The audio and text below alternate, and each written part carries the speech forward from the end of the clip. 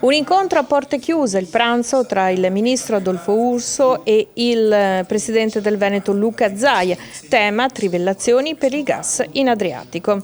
Ministro, come fa a convincere Zaia per le trivellazioni in Adriatico?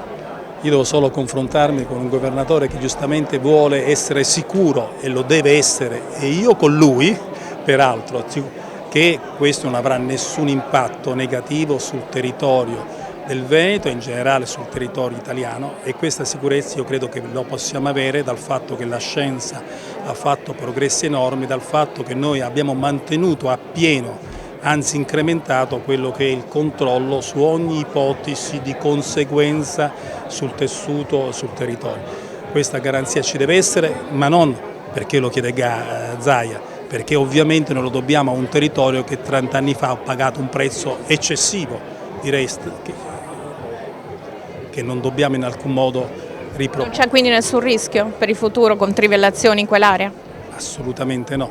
È cambiata la tecnologia, è cambiata la capacità anche di riconoscere i rischi, e poi noi sappiamo che l'altra cosa che ci deve muovere, lo dicevo prima, è il fatto che noi siamo consapevoli che questo è lo strumento che oggi serve a evitare l'altro rischio, la chiusura di imprese di eccellenza del Made in Italy anche in Veneto, perché lo ricordo, l'estrazione del gas si avverrà nel corso degli anni ovviamente, ma le imprese che avranno le concessioni devono anticipare da subito e dare a prezzo calmierato il gas estratto alle imprese gasifere che, per ricordarlo a me stesso, sono le vetrerie, le ceramiche, la carta, la siderurgia.